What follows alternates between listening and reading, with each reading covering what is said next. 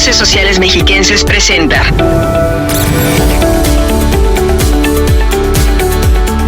Mujeres e Infancias Mexiquenses viviendo en libertad por los derechos e igualdad en nuestra sociedad. Una colaboración de Colectiva, Coordinación de Alianzas por los Derechos de las Maternidades e Infancias en Latinoamérica y Mexiquense Radio.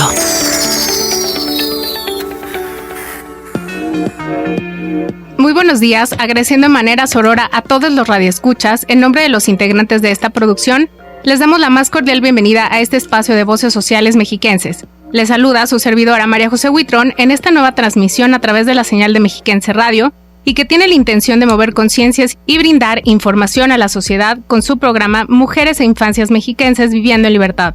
Un programa creado para llegar a muchas mujeres e infancias, a nuestros jóvenes dentro del Estado de México, claro, sin dejar de lado a hombres que al escucharnos logren deconstruirse y transformar masculinidades afectivas positivas en beneficio de todas las familias mexiquenses. Si les parece bien, comenzamos.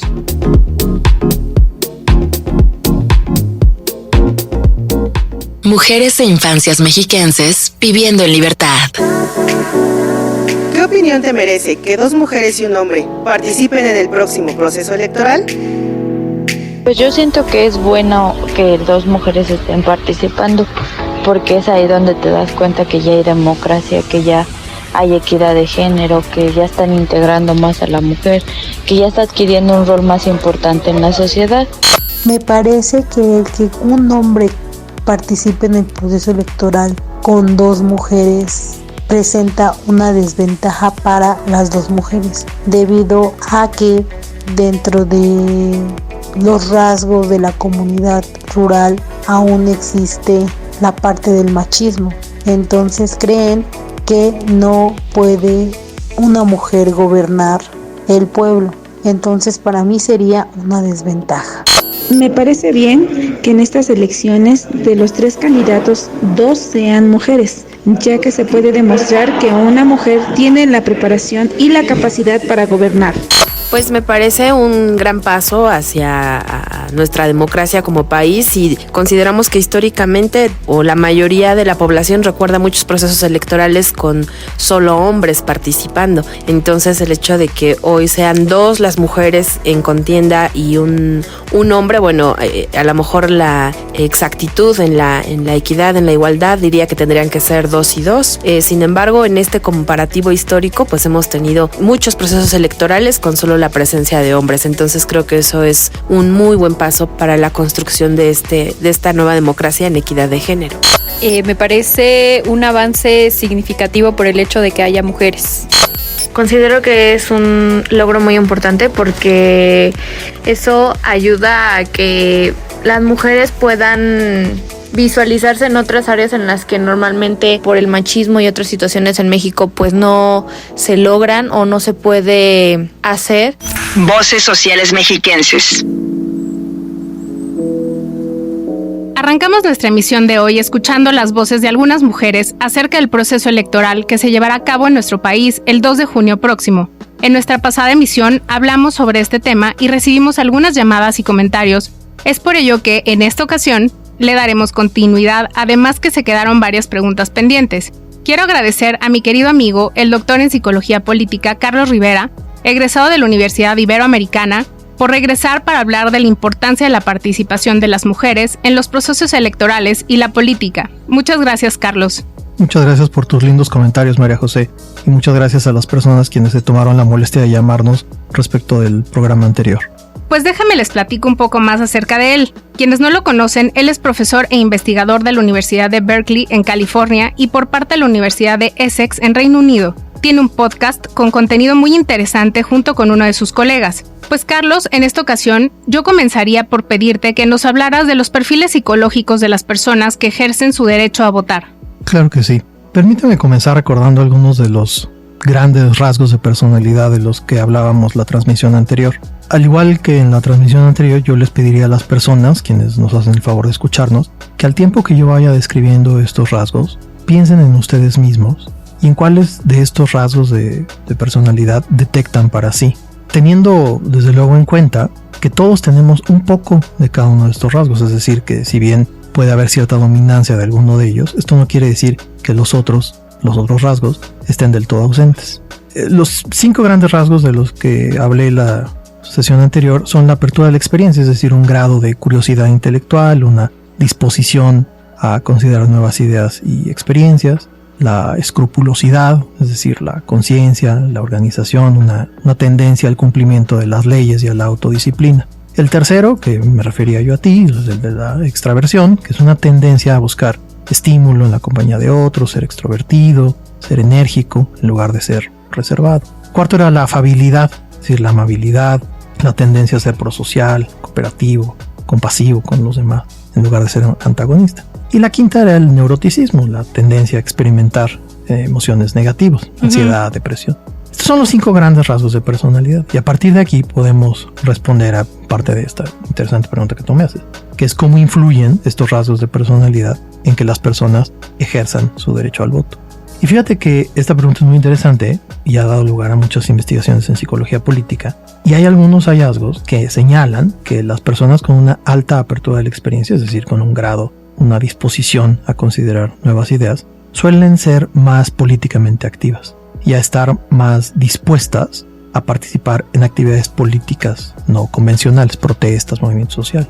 Y estas mismas investigaciones descubren que esta curiosidad, esta apertura hacia nuevas ideas, suele llevar a estas personas a explorar políticas de corte progresista, en tanto que la escrupulosidad, es decir, la conciencia, suele estar asociada con una mayor probabilidad de afiliarse a políticas más convencionales. Muy bien. Por el contrario, ¿qué dirías de aquellos que por el motivo que sea se abstienen de participar en la votación? Esa es una gran pregunta. Fíjate que hace un par de años unos psicólogos políticos investigaron estas preguntas, incluyendo a México en varios países, y los resultados son muy, muy interesantes. Fíjate que encontraron que las personas extrovertidas, es decir, las personas con características de nuevo muy similares a las como tuyas, las mías, como las tuyas, que tienen esta cosa del gregarismo, de la sociabilidad, suelen ser más activas en términos de su participación política y social.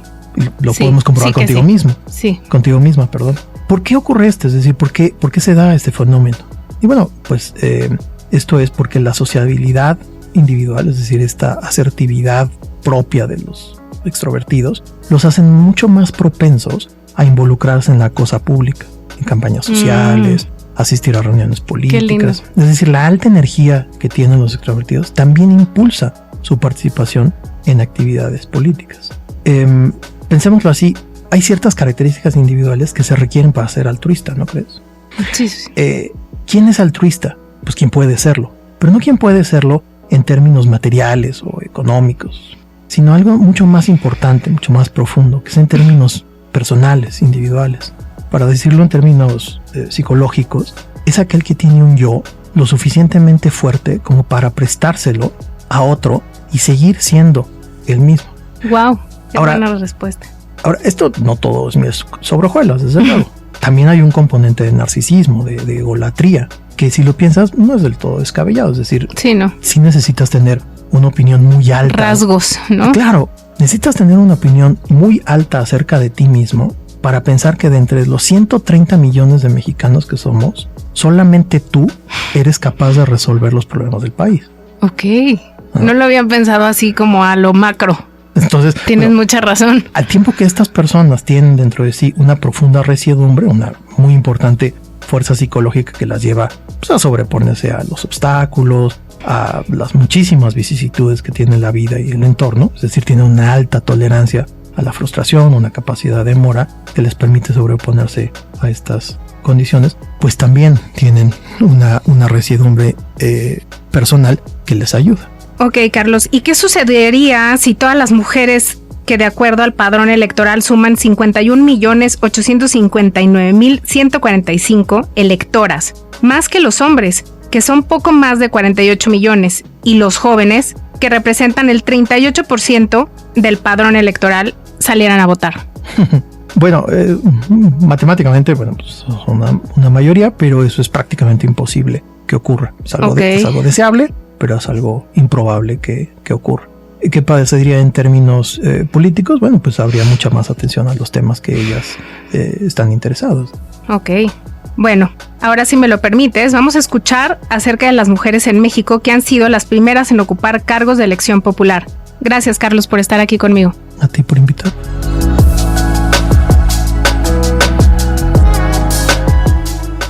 Voces sociales mexiquenses. La participación política de la mujer en México es resultado de una serie de movimientos organizados por las mismas mujeres desde finales del siglo XIX y principios del XX. Los primeros logros en igualdad política y electoral se remontan a 1916, cuando en Chiapas, Tabasco y Yucatán se reconoce la igualdad jurídica para que la mujer pueda votar y ser elegida en puestos de representación popular. En noviembre de 1923, Elvia Carrillo Puerto, Beatriz Peniche y Raquel Cip Cicero se convirtieron en las primeras mujeres en ser electas como diputadas locales en Yucatán y en todo México. En 1947, en las elecciones municipales en Aguascalientes, María del Carmen Martín del Campo fue la primera presidenta municipal del país y de la capital del estado. En 1954, Aurora Jiménez de Palacios se convirtió en la primera diputada federal por el estado de Baja California. Y en 1964, María Lavalle Urbina y Alicia Arellano Tapia fueron las primeras senadoras. En 1979, Griselda Álvarez logró ser la primera gobernadora de un estado, Colima. En 1982, Rosario Ibarra de Piedra, política y activista de izquierda, pionera en la defensa de los derechos humanos, fue la primera mujer candidata para la presidencia de México. Para 1999, Rosario Robles Berlanga fue la primera mujer al frente del gobierno del entonces Distrito Federal, en sustitución de Cuauhtémoc Cárdenas. Norma Lucía Piña Hernández se convirtió en la primera mujer presidenta de la Suprema Corte de Justicia de la Nación en 2023. Todas ellas rompieron el estereotipo sobre su papel en la sociedad y abrieron el camino para que otras llegaran después. Por los derechos e igualdad en nuestra sociedad. Mujeres e infancias mexiquenses viviendo en libertad.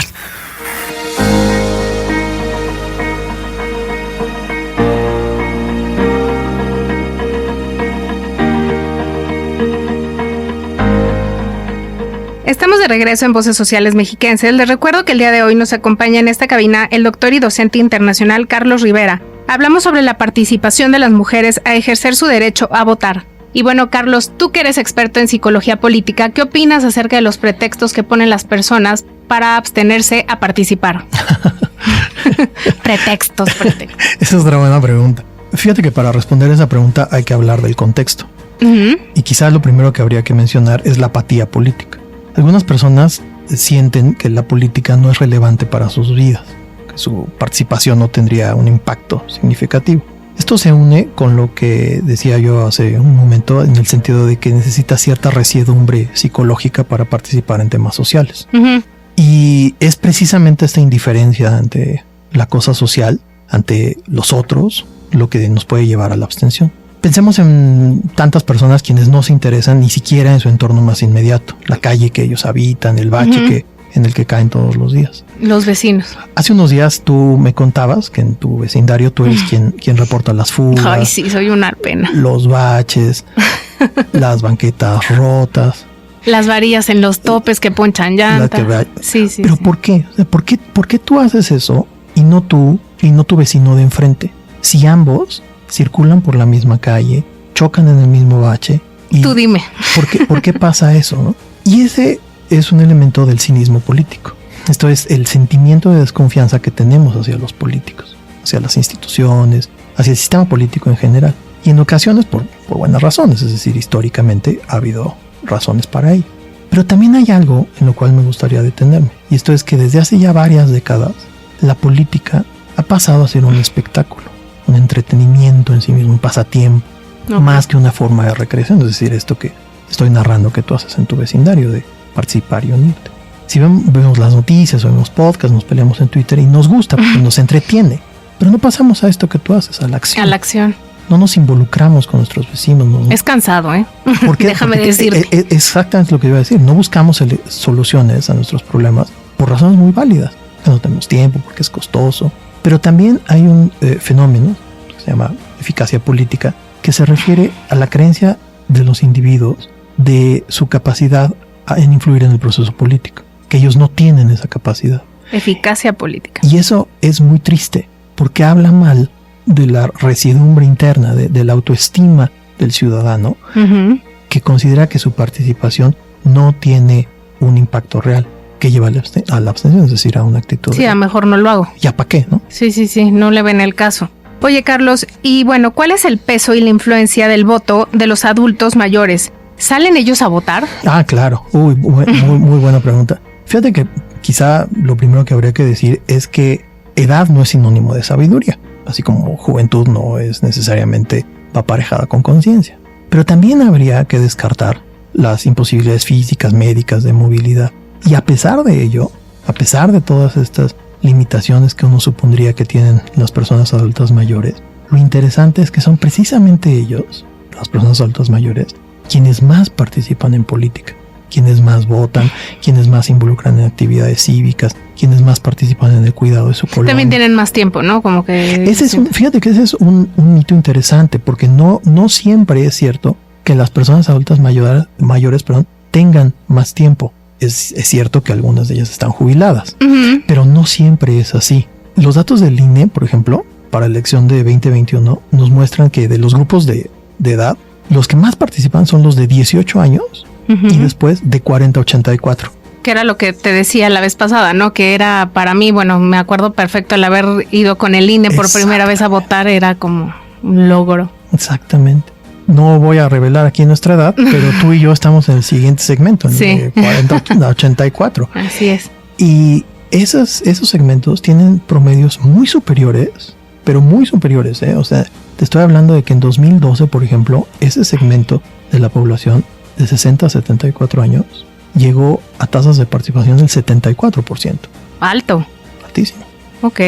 Bueno, eso me deja muy feliz. Desde tu experiencia en ciencias políticas a nivel internacional, ¿qué factores consideras que inciden en los jóvenes para no motivarse, no salir de casa y ejercer su derecho al voto? Me gusta mucho que lo digas así, pues es cierto, desde que nos levantamos hasta que nos vamos a dormir, todo lo que hacemos, todos aquellos con quienes convivimos, todo aquello que tocamos, comemos, tienen una implicación y un componente político. Y sin embargo, los jóvenes tienen los niveles más bajos de participación. No lo toman en cuenta. No lo toman en cuenta. De nuevo, los mismos datos del INEGI nos muestran que las personas de 19 a 39 años tienen las más bajas tasas de participación. Entonces... Híjole, no, pero esta vez no va a ser así, ya verás. Gracias a nuestros programas. Entonces, bueno, para tratar de responder a tu pregunta, algunas de las razones que yo enumeraría para la no participación política pasan no solo por la condición social o económica de las personas, sino que algunas de esas barreras son percibidas, es decir, que hay barreras percibidas que se piensa que no se les va a escuchar, que alguien como ellos no tiene un espacio en la cosa pública. Y esta exclusión real o percibida es un factor muy, muy importante de la abstención. Oye, Carlos, ¿y cuáles son los perfiles de las mujeres que, a pesar de los machismos que persisten en un país como el nuestro, derriban los obstáculos para estar contendiendo como lo estamos viendo en este momento histórico? Bueno, yo hablaba de dos factores. Primero hacía mención a los 5 grandes rasgos de personalidad que existen y cómo estos influyen en que las personas participen. La apertura a la experiencia, es decir, la apertura, un grado de curiosidad intelectual, pero también la extroversión. Y al mismo tiempo te decía yo que hay un componente de cierta egolatría, es decir, de considerar que yo tengo las respuestas, que yo tengo la capacidad de solucionar esos problemas, ¿no? Entonces, a pesar del machismo. Claro, y me sobrepongo a ellos. Entonces hay dos componentes. Hay uno en el cual yo me crezco el castigo porque tengo una serie de rasgos de personalidad, y otro en el que digo, bueno, ¿por qué a mí me van a hacer esto, no?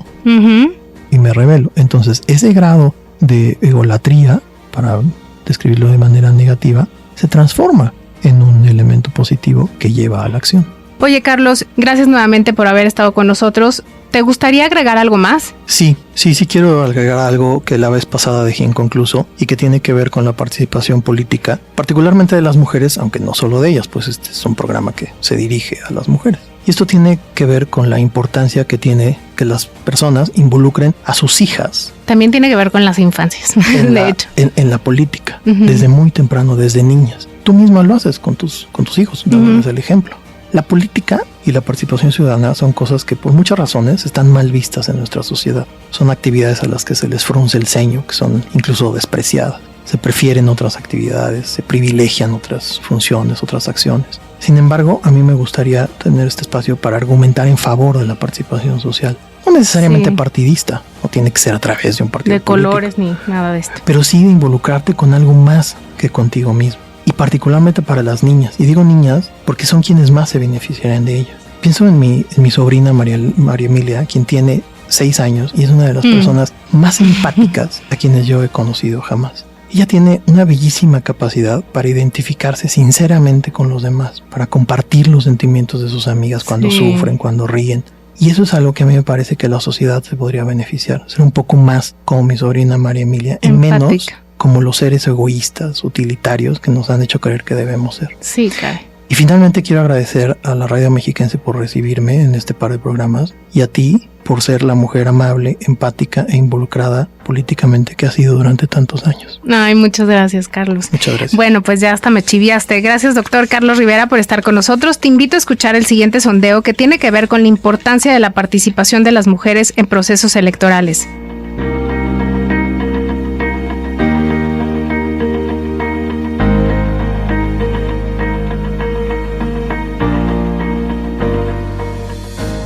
Mujeres e infancias mexiquenses viviendo en libertad. ¿Qué tan importante es tu participación como mujer en los procesos electorales? Demasiado, sobre todo considerando que hace poco que las mujeres tuvimos apenas el derecho al voto y que es considerado ahora como parte de tus derechos y no como un privilegio. Pues es muy importante porque si queremos cambios, si queremos progresar, si queremos pues ser escuchadas, tenemos que participar, tenemos que alzar la voz, tenemos que meternos a cosas que pues nos dejen un fruto. Considero que el papel de la mujer dentro de los procesos electorales es de suma importancia, porque debido a ello marcará un antes y después dentro de la comunidad, donde si tiene las herramientas necesarias demostrará que también se pueden lograr cosas extraordinarias si le permiten esa participación. Pues es muy importante porque en México nosotros somos la mayor población, las mujeres tienen la más grande población, entonces es muy importante porque nosotros ejercemos un voto desde hace muchos años por mujeres que consideraron importante que nosotros estuviéramos en estas áreas y pues también tenemos un rol en la sociedad en la que nosotros también merecemos y necesitamos decidir por lo que va a pasar en el país, las decisiones que se toman, pues en cualquier situación nosotros somos importantes, así como los hombres, y creo que es algo muy interesante que ahora en México pues haya 2 mujeres que estén contendiendo a la presidencia. Es muy importante, ya que tengo entendido que nosotras conformamos el mayor porcentaje en la lista nominal. Híjole, muy importante porque además de ser mujeres pues somos ciudadanas, entonces emitir nuestro voto, un voto consciente, un voto participativo, genera esta participación ciudadana como un gran bloque que somos en la ciudadanía. El padrón electoral está compuesto por un porcentaje mayor de mujeres, entonces el hecho de que emitamos nuestro voto lo fortalece, ¿no? Que se vea que no somos más en cantidad, sino también en participación y que se vea ese respaldo del derecho que se ha exigido por muchos años, ¿no? Que se pueda visibilizar la participación de la mujer. Voces sociales mexiquenses. Hemos escuchado la voz de las mujeres y también llegamos al final de este espacio. Gracias, Carlos, por tus reflexiones tan esclarecedoras. ¿Algo que quieras agregar? ¿Un mensaje a nuestros y nuestras electoras? Sí, participen este domingo 2 de junio y lleven a sus hijas con ustedes a votar. Qué bonito mensaje, así lo haremos. No me queda más que despedirme de ustedes en esta transmisión de su programa Mujeres e Infancias Mexiquenses Viviendo en Libertad. Gracias en la producción a José Luis Miranda, a Fernando Sánchez, jefe de la emisora 91.7 FM Metepec, y a todo el equipo de Mexiquense Radio que hace posible este programa. Yo soy María José Huitrón y no olviden sintonizarnos el próximo jueves en punto a las 11 horas a través de la señal de Mexiquense Radio. Pero no se vayan, los invito a escuchar a continuación Tiempos de Crianza, el cuidado que transforma, otro espacio de voces sociales mexiquenses. Feliz tarde, hasta la próxima.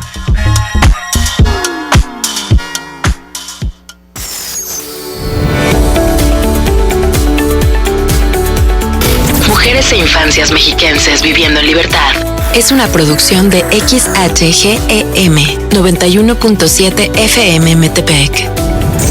Voces sociales mexiquenses. Mexiquense Radio. Las mentiras de Morena se toparon con la realidad, que México está más inseguro